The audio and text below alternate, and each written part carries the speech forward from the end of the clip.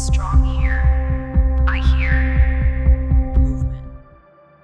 रात का सन्नाटा, बत्तियां बंद हैं, बाहर की आवाजें थम चुकी हैं, सब कुछ शांत है। और इसी शांति में कभी कभी एक बहुत अजीब सा एहसास होता है कि आप कमरे में अकेले नहीं हैं, कोई देख रहा है। ये डर नहीं है, बस एक सवाल है जो अंधेरे में गूंजता है, क्या यहाँ कोई और भी है?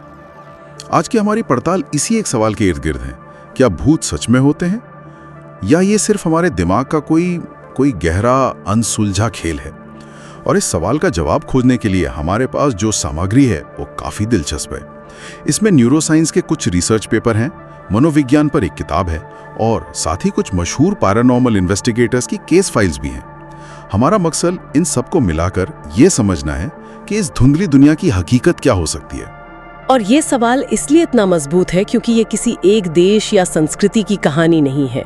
हमारे पास जो स्रोत हैं वो भी यही दिखाते हैं। दुनिया के हर कोने में, हर सभ्यता में आत्माओं, प्रेतों या भूतों की कहानियां हैं। ये बहुत अजीब है। मतलब अगर ये सिर्फ कल्पना होती तो हर जगह की कल्पना इतनी मिलती जुलती क्यों होती? बिल्कुल। एक तरफ ये सार्वभौमिक इंसानी अनुभव है और दूसरी तरफ विज्ञान जो सबूत मांगता है।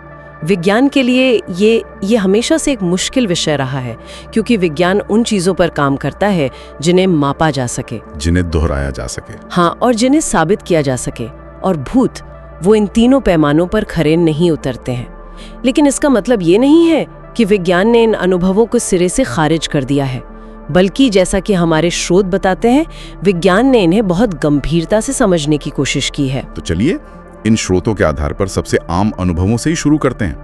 पहला और सबसे आम एहसास किसी की मौजूदगी का। ऐसा लगना कि कोई ठीक पीछे खड़ा है या कमरे के कोने में कोई है जबकि वहां कुछ भी नहीं होता। ये एक बहुत ही असली एहसास होता है ना? जी, और हमारे पास जो मनोविज्ञान की किताब है उसमें इस पर पूरा एक चैप्टर है। इसे एजेंसी डिटेक्शन कहा गया है। ये हमारे दिमाग का एक बहुत पुराना विकासवादी सर्किट है। अच्छा।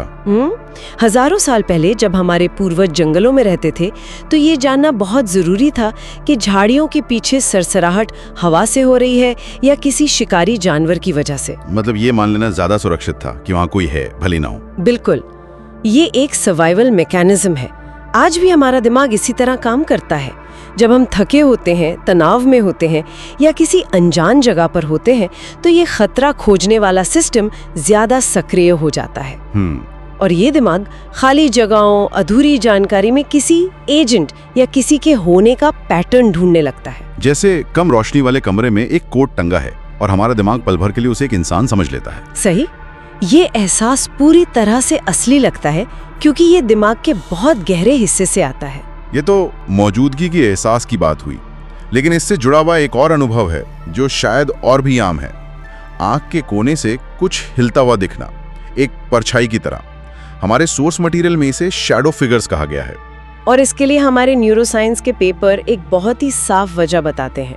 हमारी पेरिफेरल विजन, यानी वो दृष्टि जो हम आंख के कोनों से देखते हैं, हाँ, वो बहुत अलग तरीके से काम करती है। उसका काम बारीकियां देखना नहीं है, उसका सिर्फ एक काम है, हरकत का पता लगाना, ताकि कोई खतरा साइड से आए तो हमें तुरंत पता चल जाए। बिल्कुल।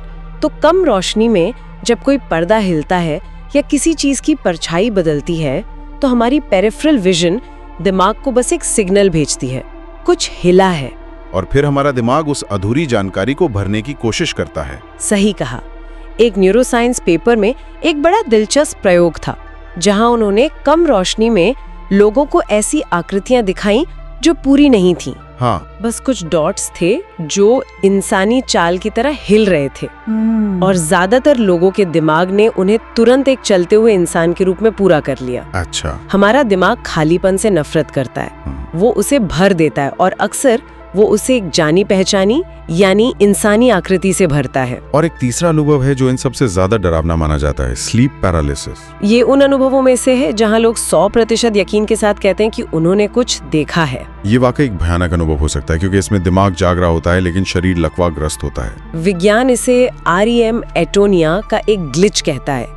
जब हम सपने देखते हैं यानी रेम स्लीप में होते हैं तो हमारा दिमाग शरीर की मांसपेशियों को अस्थायी रूप से पैरालाइज कर देता है ताकि हम सपने में भागते हुए असल में बिस्तर से न कूद पड़े। हाँ, स्लीप पैरालिसिस में इंसान की नींद तो खुल जाती है लेकिन शरीर का ये पैरालिसिस कुछ सेकंड या मिनट तक बना रहता है। और उसी अवस्था में लोगों को अक्सर अपनी छाती पर एक दबाव महसूस होता है या कमरे में काली आकृति दिखाई देती है। हाँ। और हमारे स्रोतों में से एक जो दुनिया भर की लोक कथाओं का विश्लेषण करता है, उसमें ये पैटर्न साफ दिखता है। हाँ। अनुभव एक ही है, लेकिन हर संस्कृति उसे अपनी कहानी देती है। जैसे जापान में इसे कानाशिबारी कहते हैं और वहाँ छाती पर एक दैत्य बैठा होता है। वाह। न्यूफाउंडलैंड में इसे ओल्ड हैग सिंड्रोम कहते हैं, जहाँ एक चुड़ैल छाती पर बैठ जाती है। वाह। विज्ञान कहता है कि ये दिमाग का सपने और हकीकत के बीच फंस जाना है, लेकिन जो इसे अनुभव कर रहा होता है उसके लिए वो आकृति, वो डर, सब कुछ सच होता है। तो मतलब स्लीप पैरालिसिस से लेकर परछाइयों तक हमारा अपना दिमाग ही हमें ऐसे डरा सकता है जिसके लिए हमें किसी बाहरी शक्ति की जरूरत ही नहीं। ये अपने आप में काफी चौंकाने वाली बात है। लेकिन अब उन मामलों पर आते हैं जो हमारे सोर्स मटेरियल में भी अनएक्सप्लेन की श्रेणी में रखे गए हैं, वो जगहें जिन्हें हॉन्टेड कहा जाता है। और यहीं पर आकर विज्ञान की आसान व्याख्याएं थोड़ी कमजोर पड़ने लगती हैं। जब एक अकेला इंसान कुछ अनुभव करे तो उसे दिमाग का खेल कहा जा सकता है, लेकिन जब अलग अलग समय पर अलग अलग लोग एक ही कमरे में कदमों की आहट सुनते हैं या एक ही परछाई को एक ही गलियारे से गुजरते हुए देखते हैं तो मामला पेचीदा हो जाता है। इसके लिए विज्ञान कुछ बारी वजह बताता है ना, जैसे कुछ पर्यावरणीय कारण। हाँ, और हमारी केस फाइल्स में इन्वेस्टिगेटर्स इन चीजों की जांच हमेशा पहले करते हैं। पहली थ्योरी है कार्बन मोनोऑक्साइड पॉइजनिंग की। अच्छा। दूसरी है इलेक्ट्रोमैग्नेटिक फील्ड्स या ईएमएफ की। लेकिन सबसे दिलचस्प थ्योरी है इंफ्रासाउंड की। इंफ्रासाउंड मतलब ऐसी आवाजें जिन्हें हम सुन नहीं सकते। बिल्कुल, ये 20 हर्ट्ज से कम फ्रीक्वेंसी वाली ध्वनियां होती हैं। हमारे कान इन्हें सुन नहीं सकते, लेकिन हमारा शरीर, हमारे अंग इन्हें महसूस कर सकते हैं। ये शरीर में एक अजीब सी बेचैनी, डर और किसी के होने का एहसास पैदा कर सकती है। हमारे स्रोतों में एक मशहूर केस का जिक्र है। एक इंजीनियर थे, विक टैंडी। उनकी लैब में सब लोग अक्सर बेचैन रहते थे और उन्हें परछाइयां दिखती थीं। और फिर एक दिन उन्होंने देखा कि उनके हाथ में पकड़ा एक फेंसिंग फॉइल अपने आप कांप रहा था, बिना किसी वजह के। हाँ, जांच करने पर पता चला कि कमरे में लगे एक नए पंखे से 19 हर्ट्ज की ध्वनि निकल रही थी, जो इंफ्रासाउंड थी। यह ध्वनि पूरे कमरे में एक स्टैंडिंग वेव बना रही थी, जो आंखों की पुतलियों तक में कंपन पैदा कर रही थी, जिससे लोगों को धुंधली आकृतियां दिखती थीं। तो जैसे ही वो पंखा बंद किया गया, लैब का भूत गायब हो गया। ये तो कमाल का खुलासा है। लेकिन जैसा कि आपने कहा, ये हर जगह फिट नहीं होता। उनके इस फाइल्स में कई ऐसी जगह हैं जहां इन सब चीजों की जांच की गई और कुछ नहीं मिला। सही, कोई कार्बन मोनोऑक्साइड नहीं, कोई असामान्य ईएमएफ या इंफ्रासाउंड नहीं, फिर भी वहां अनुभव होते रहे।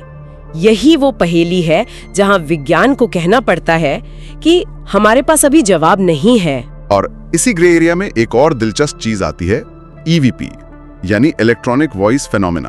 खाली कमरे में रिकॉर्डर छोड़ देना और बाद में उसे सुनने पर फुसफुसाहट या आवाजें मिलना। विज्ञान का इस पर क्या कहना है? विज्ञान का इस पर पहला तर्क बहुत मजबूत है। इसे ऑडिटरी पेरिडोलिया कहते हैं। ये वही पैटर्न खोजने वाली आदत। बिल्कुल, जैसे हम बादलों में चेहरे देख लेते हैं, वैसे ही हमारा दिमाग बेतरतीब शोर में भी शब्द या वाक्य ढूंढ लेता है। हमारा दिमाग अर्थ खोजने के लिए बना है। लेकिन कुछ रिकॉर्डिंग्स इस तर्क को चुनौती देती हैं ना? हाँ, हमारे पास जो केस फाइल्स हैं, उनमें से एक में एक रिकॉर्डिंग का ट्रांसक्रिप्ट है। इन्वेस्टिगेटर एक खाली कमरे में पूछता है, क्या यहाँ कोई है जिसका नाम डेविड है? और कुछ सेकंड के सन्नाटे के बाद रिकॉर्डिंग में एक बहुत ही धीमी फुसफुसाहट वाली आवाज आती है, गेट आउट। और ये सीधे सवाल के जवाब में थी। हाँ, इसे सिर्फ शोर कहकर खारिज करना बहुत मुश्किल हो जाता है। विज्ञान यह नहीं कह सकता कि ये भूत की आवाज है, लेकिन वो ये भी पूरी तरह से नहीं समझा सकता कि ये आवाज कहाँ से आई। और शायद इन सब में सबसे उलझाने वाली और असहज करने वाली बात यह है कि हर अनुभव डरावना नहीं होता। ये एक बहुत महत्वपूर्ण बिंदु है। कुछ लोग बताते हैं कि उन्हें किसी अपने के जाने के बाद आराम मिला, मार्गदर्शन मिला। हाँ, एक तरह का सुकून भला एहसास हुआ। मनोविज्ञान में इन अनुभवों को बेरीवमेंट हैलुसिनेशंस कहा जाता है, यानी दुख में होने वाला मतिभ्रम। जी, लेकिन ये शब्द पूरी कहानी नहीं बताता। हमारे स्रोतों में एक मनोचिकित्सक का लेख है जो कहते हैं कि ये अनुभव हैलुसिनेशन के सामान्य पैटर्न में फिट नहीं होते। क्यों? क्योंकि आमतौर पर मतिभ्रम या तो बेतरतीब होते हैं या फिर नकारात्मक और डरावने, लेकिन ये अनुभव तो सकारात्मक होते हैं। सही, लोग बताते हैं कि उन्होंने अपने गुजर चुके किसी प्रियजन की आवाज सुनी जिसने उन्हें हिम्मत दी, या उन्हें महसूस हुआ कि किसी ने उनके कंधे पर हाथ रखा है और उनका सारा दुख दूर हो गया है। मनोविज्ञान भी यहाँ आकर थोड़ा नरम पड़ जाता है और मानता है कि इन अनुभवों को सिर्फ एक दिमागी गड़बड़ कहकर नहीं टाला जा सकता। तो इन सभी स्रोतों को खंगालने के बाद, न्यूरोसाइंस, मनोविज्ञान और उन अनसुलझी केस फाइल्स को देखने के बाद सवाल वहीं आके रुक जाता है। हम कहाँ पहुंचते हैं? क्या भूत सच में है? और विज्ञान का सबसे ईमानदार जवाब है, हम नहीं जानते। ये जवाब शायद कुछ लोगों को निराश करे। हाँ, क्योंकि हम हाँ या ना सुनना चाहते हैं, लेकिन यही सच्चाई है। विज्ञान ये साबित नहीं कर पाया है कि भूत मौजूद हैं। लेकिन वो ये भी साबित नहीं कर पाया है कि हर असाधारण अनुभव सिर्फ कल्पना है। बिल्कुल, इस अनिश्चितते में कुछ संभावनाएं खुलती हैं। पहली, कि भूत जैसी कोई चीज है ही नहीं और हर अनुभव की कोई ना कोई वैज्ञानिक वजह है जिसे हम अभी खोज नहीं पाए हैं। ठीक है। और शायद सबसे दिलचस्प संभावना ये कि हकीकत उतनी सीधी और सपाट है ही नहीं जितनी हम अपनी 5 इंद्रियों से महसूस करते हैं। तो भूतों का सबसे बड़ा राज ये नहीं है कि वे हैं या नहीं, बल्कि यह है कि जब हम उनके बारे में बात करते हैं तो हम असल में अपने दिमाग की गहराइयों, अपने डर की वजहों और खुद हकीकत की सीमाओं के बारे में बात कर रहे होते हैं। ये सवाल बाहर से ज्यादा हमारे अंदर के बारे में है। बिल्कुल। शायद विज्ञान का काम हर रहस्य को सुलझाकर उसे खत्म कर देना नहीं है। कभी कभी विज्ञान का काम हमें ये याद दिलाना होता है कि हम अभी भी सब कुछ नहीं जानते। ये हमें विनम्र बनाता है और हमें ये स्वीकार करने पर मजबूर करता है कि इस ब्रह्मांड में अभी भी ऐसे रहस्य हैं जो हमारी समझ से बहुत परे हैं। तो अगली बार जब रात के सन्नाटे में आपको लगे कि आप अकेले नहीं हैं, हो सकता है कि आप वाकई में अकेले ना हो, या फिर आपका दिमाग आपको कुछ ऐसा दिखा रहा हो जिसे समझने की शुरुआत ही हमने अभी की है। और शायद यही अनिश्चितता, यही रहस्य इन कहानियों को हमेशा जिंदा रखता है।